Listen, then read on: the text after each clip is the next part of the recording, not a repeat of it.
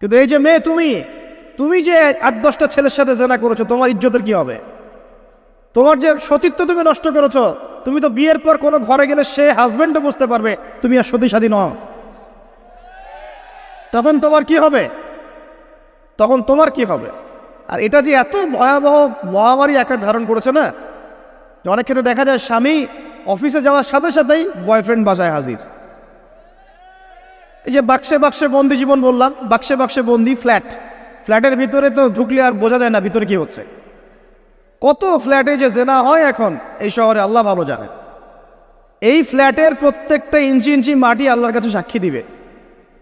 যেখানে যে মাটিতে বসে অবিবাহিত যুবক যুবতী জেনা করেছে আর বিবাহিত যুবক যুবতীরা এবং এই স্বামী স্ত্রীরা জেনা করেছে, এর ইঞ্চি ইঞ্চি মাটি আল্লাহর কাছে কথা বলবে। এর ইঞ্চি ইঞ্চি মাটি আল্লাহর সামনে কথা বলবে। ইয়াউমাইযিন তুহাদ্দিসু আখবারাহা, সেদিন তুহাদ্দিসু আখবারাহা, জমিন তার খবর বলবে আল্লাহর কাছে। জমিনের কোথায় কোন পাপ হয়েছে সব বলে দিবে। এই জমিনে এখানে দাঁড়িয়ে জেনা করেছে, ওইখানে দাঁড়িয়ে মদ খেয়েছে, ওইখানে কাউকে খুন করেছে, জমিন বলে দিবে। একটা কথা এখানে মাঝখানে বলে দেই, যারা অবিবাহিত যুবক যুবতী আছো, এই লেকচার তোমরা যারা শুনছো, তোমাদের মধ্যে কেউ যদি জেনা করে থাকো, অবিবাহিতর কথা বলছি, তোমাদের কাঁধের মধ্যে এখন 100 বেত্রাঘাতের শাস্তি ঝুলে আছে। সূরা নূরের 1 থেকে 3 নম্বর আয়াত পড়ে দেখবে, অবিবাহিত যুবক যুবতী যদি জেনা করে তাদের শাস্তি হচ্ছে 100 বেত্রাঘাত, তাও জনসমক্ষে, এবং এক বছরের জন্য নির্বাসন। এই বিধানগুলো যদি পৃথিবীর কোনো দেশেও না থাকে, আসমানে আছে। মরার সাথে সাথেই এই বিধান কার্যকর হবে ইনশাআল্লাহ। বাঁচার মধ্যে কি একটাই উপায় আছে। এই লেকচার কানে চলে গেছে, অনতিবিলম্বে অজু করবে। অজু করে খালেসভাবে রাতের শেষ রাতে জায়নামাজ বিছাবে। জায়নামাজ বিছিয়ে আল্লাহর সামনে দাঁড়িয়ে 2 রাকাত নামাজ পড়বে। পড়ে নিজের পাপের কথা স্মরণ করে চোখ দিয়ে দরদর করে পানি ফেলে দিবে। আল্লাহকে সেজদায় গিয়ে বলবে, আল্লাহ আমি জেনা করেছি, আমাকে মাফ করে দাও। আমার এই পাপের কথা কেউ জানে না, তুমি জানো, মাফ করে দাও। এই মাফ নেওয়ার পরে আবার ওই যার সাথে করেছেন ওর সাথে আবার লিঙ্ক আপ করার চেষ্টা করেন না। আসো আমরা জেনা করেছিলাম, আসো বিয়ে করে নেই, এটা সলিউশন না।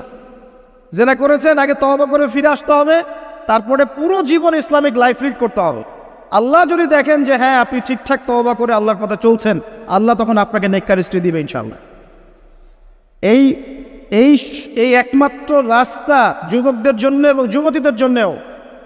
যুবকরা না হলে পার পেয়ে যেতে পারে, কারণ একটা কথা সমাজে প্রচলিত আছে না, যে ছেলে মানুষের ইজ্জত তো সহজে যায় না, গোপন হয়ে গেছে, কেউ জানে না, আল্লাহ মাফ করে দিয়েছেন, সে হয়তো পার পেয়ে গেল। কিন্তু এই যে মেয়ে, তুমি যে 8-10টা ছেলের সাথে জেনা করেছো, তোমার ইজ্জতের কি হবে? তোমার যে সতীত্ব তুমি নষ্ট করেছো। তুমি তো বিয়ের পর কোনো ঘরে গেলে সে হাজবেন্ডও বুঝতে পারবে তুমি আর সতী সাথী নও। তখন তোমার কি হবে? বিবাহিত যারা আছে, এই যে দেবর আর ভাবি, এই যে শালি আর দুলা ভাই, মধুর সম্পর্ক না এগুলা? দাঁড়াও, এগুলো মধুর সম্পর্ক। দেখা যায় সুবহানাল্লাহ, এই যে আমার এখানে ফোন আছে না, আমাদের অফিসিয়াল পেজ আছে, অফিসিয়াল পেজে যত প্রশ্ন আসে দেখি ম্যাক্সিমাম জেনা কেন্দ্রিক, ব্যভিচার কেন্দ্রিক, পরকীয়া কেন্দ্রিক। একজন প্রশ্ন করেছে যে দোলা ভাইয়ের চরিত্র এত খারাপ ছিল, আর ওই মেয়ের বয়স তখন কম ছিল, 13 বছর বয়স। 13 বছর বয়সের মেয়ের দিকে সে চোখ দিয়েছে। যাকে বিয়ে করেছে তার সাথে তো সম্পর্ক আছেই, যাকে বিয়ে করেছে ওর সাথে তো সম্পর্ক আছেই। তারপরে আপনার শালির সাথে সম্পর্ক। এখন শালির সাথে তার 2 বছর ধরে সম্পর্ক করার পর সেগুলোর ভিডিও ধারণ করে তাকে ব্ল্যাকমেইল করছে যে যদি আমার সাথে খারাপ কাজে সে রাজি না হয় তাহলে এই ভিডিওগুলো ভাইরাল করে ফেল। এই যে অনলাইনের যুগ, এখন তো মানুষ নিশ্চিন্তে মানুষ যে একটা প্রাইভেট লাইফ লিড করবে সেটাও করতে পারে না। প্রাইভেট লাইফের সব কিছু রেকর্ডেড হয়ে যায় এখন, হয় না? তো এটা একটা ফিতনা, মহাফিতনা। এখন সে রেকর্ড করেছে, এইভাবে ব্ল্যাকমেইল করে এই শালীর সতীত্ব নষ্ট করলো। 1 বছর 2 বছর না, 3 বছর ধরে। এখন এই মেয়ে প্রশ্ন করছে পেজের মধ্যে যে এখন তার মানসিক অবস্থা এতই খারাপ, সে জিজ্ঞাসা করছে আমি যদি আত্মহত্যা করি তাহলে আমার পাপ হবে কিনা।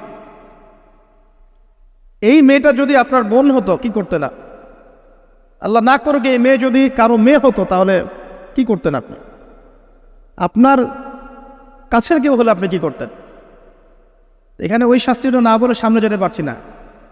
শোনেন, যারা বিবাহিত ব্যক্তি হওয়ার পরেও পরকীয়া করেছেন, বিবাহ করার পরেও পরকীয়ার পাপে লিপ্ত ছিলেন বা এখনও আছেন, জেনে হোক না জেনে হোক করেছেন, অথবা এটা জেনে করেছেন যেটা একটা খারাপ কাজ তারপরেও করেছেন, রাসূলুল্লাহ সাল্লাল্লাহু আলাইহি ওয়াসাল্লামের হাদিস এবং আল্লাহ পাকের কালাম অনুযায়ী তাদের শাস্তি হচ্ছে কোমর পর্যন্ত মাটিতে পুঁতে ফেলে পাথর নিক্ষেপ করে রজম করে হত্যা করা। ইসলামিক যদি কোনো রাষ্ট্র থাকতো বা এটা যদি হতো, বা এটা যদি ইমামুল মাহদির যুগ হতো বা ওমর রাদিয়াল্লাহু আনহুর যুগ হতো, তাহলে এই শাস্তির বাইরে আপনি চলতে পারতেন না যদি এটা প্রমাণ হতো।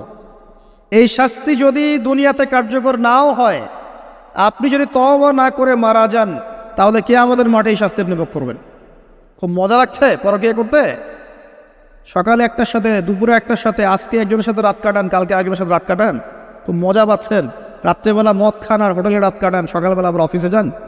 আমাদের শহরের এগুলা কালচার কোত্থেকে আসলো? এই শহরকে পবিত্র করবে কে এবং এই শহরের আসল রূপগুলো স্পষ্ট করবে কারা? খুব মজা পাচ্ছেন এগুলোতে। সুবহানাল্লাহ। একটা বিষয় বুঝাই, ইসলামে কেসাস আছে, কেসাস। মনে করেন আমাকে কেউ হত্যা করেছে, আপনি তাকে হত্যা করতে পারবেন। মনে করেন আপনি কাউকে হত্যা করেছেন, ঠিক আমাদের লজের মতো কেউ যদি কাউকে হত্যা করে তাকে ফাঁসি দেওয়া হয় না, এরকমই কেউ যদি কাউকে হত্যা করে, ইসলামের বিধান কেসাস করা, মানে হাতের বদলে হাত, চোখের বদলে চোখ, কানের বদলে কান, নাকের বদলে নাক, জানের বদলে জান, যদি প্রমাণ হয়। কিন্তু এখানেও হত্যাকারীর বাঁচার সুযোগ আছে। কীরকম? মনে করেন আপনি আমার পরিবারের কাউকে হত্যা করেছেন, আল্লাহ না করুক। এখন আপনি এসে আমাকে ক্ষমা চাচ্ছেন যে আমার ভুল হয়ে গেছে, আমি মুক্তিপণ, রক্তপণ দিব, আমাকে মাফ করে দেন। এখন আমাদের পরিবারকে আপনাকে বললো ঠিক আছে আপনাকে মাফ করে দিলাম, আপনার কেসাস করার দরকার নেই, আপনি রক্তপণ দিয়ে দেন, তাহলে আপনি বেঁচে থাকার সুযোগ পেলেন। কথা বুঝতে পারছেন? একটা হচ্ছে মুরতাদ। মনে করেন কেউ ইসলামের কিছু বিষয়কে অস্বীকার করেছে, তাকে জেলখানায় বন্দি করে রাখা হবে, সুযোগ দেওয়া হবে যে আপনি কি এগুলো জেনে শুনে বলেছেন নাকি এর উপর অটল থাকবেন না ফিরে আসবেন। সে যদি বলে না আমি তওবা করলাম, আমি এগুলো থেকে ফিরে আসলাম, ও বেঁচে থাকার অধিকার পেয়ে গেল। কিন্তু বিবাহিত ব্যক্তি যারা ব্যভিচার করেছে, বিবাহিত ছেলে বা মেয়ে ব্যভিচার করেছে, তওবা করে যদি ফিরেও আসে, রজমের শাস্তি থেকে বাঁচার কোনো সুযোগ নেই। আল্লাহর কাছে ক্ষমা চান, ইস্তেগফার করেন। জেনার ফলশ্রুতিতে সমাজে মহামারী নেমে আসে। জেনা, পরকীয়া, অশ্লীলতার কারণে সমাজে এমন সব রোগ ব্যাধির উদ্ভব হয় যেগুলো কখনো ছিল না। এই শহরটা জেনার শহর। আমাদের এই ঢাকা শহর জেনার শহর। আপনাকে এটা বোঝার জন্য আমার লেকচার না শুনে আপনি পেপার পত্রিকা ঘাটেন, অনলাইন সার্চ করেন, দেখবেন এই শহরে আনাচে কানাচে জেনা হয় এবং ওপেন জেনা হয়, মানুষ জেনাকে হালাল মনে করে।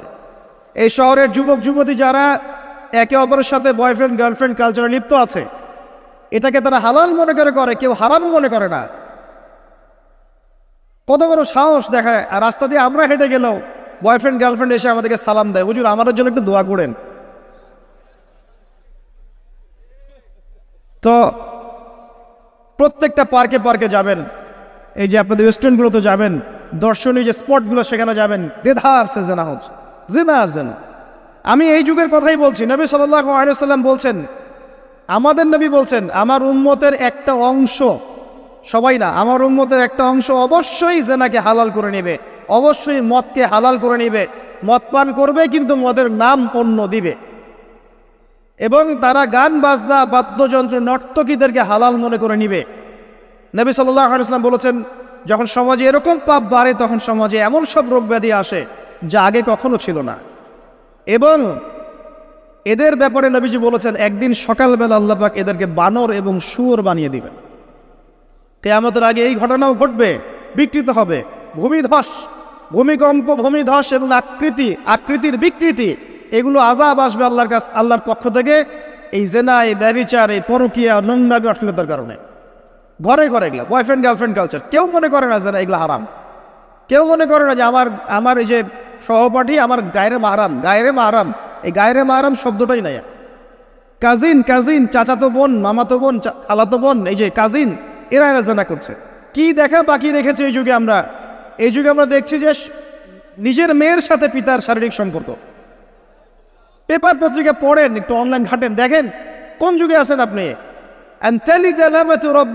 সমাজের ন্যায় অন্যায় হক বাতিলের মানদণ্ডই উল্টে যাবে। মানুষ ন্যায়কে অন্যায় মনে করবে, অন্যায়গুলোকে ন্যায় মনে করে নিবে। কোনো মানদণ্ড নাই, কোনো মানদণ্ড নেই। আমাদের শহরের এই অবস্থা, শান্তিতে কিভাবে ঘুমাবেন আপনি?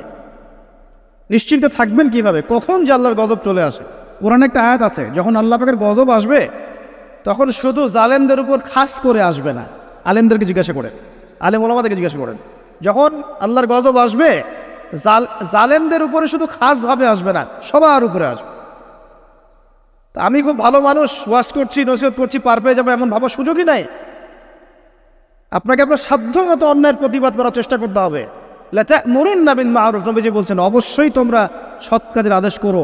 ওয়ালা তানহাউন্না আনিল মুনকার, অবশ্যই অসৎ কাজে নিষেধ করো। আও লা ইউশিকান্নাল্লাহু আন ইয়াবআসা আলাইকুম ইকাবাম মিন, অন্যথায় আমি আশঙ্কা করি তোমাদের উপরে আল্লাহর পক্ষ থেকে বিশাল গজব আসবে। সুম্মা তাদউনাহু, এরপর তোমরা সবাই আল্লাহর কাছে দোয়া করবে, আল্লাহ গজব সরিয়ে দাও, সরিয়ে দাও। লা ইউস্তাজাবু দুআকুম, তোমাদের দোয়া কবুল করা হবে না।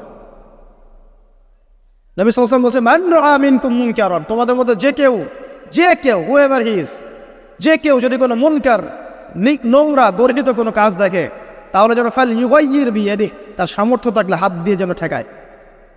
সামর্থ্য থাকলে হাত দিয়ে যেন ঠেকায়। যাদেরকে আল্লাহ পাক হাত দিয়ে ঠেকানোর ক্ষমতা দিয়েছেন তাদেরকে আল্লাহ পাক জিজ্ঞাসাবাদ করবেন, কেন ঠেকালে না তুমি? জেনার লাইসেন্স দিলে কেন? মদের লাইসেন্স দিচ্ছে কেন?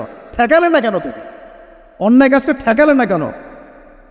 যদি তুমি না পারো, ওয়াইল্লাম ইয়াস্তাতি, যদি সে না পারে, তাহলে ফাল ইউগাইয়ির বিলিসানি, তাহলে যেন মুখ দিয়ে সেটা প্রতিবাদ করে। এই যে মুখ দিয়ে প্রতিবাদ করার ক্ষমতা আলেম ওলামার আছে, যাদের হাতের ক্ষমতা নেই, মুখের ক্ষমতা আছে। সেটাও যদি না পারো, ওয়াইল্লাম ইয়াস্তাতি, সেটাতেও যদি সে সক্ষম না হয়, ফাবিকলবি, তাহলে যেন অন্তর দিয়ে ঘৃণাটা পর্যন্ত করে। ওয়াবিযালিকা আদআফুল ঈমান, এটা হচ্ছে ঈমানের সবচেয়ে নিকৃষ্ট একটা অবস্থা, সর্বনিম্ন অবস্থা। এর নিচে ঈমানের কোনো অবস্থাই নাই।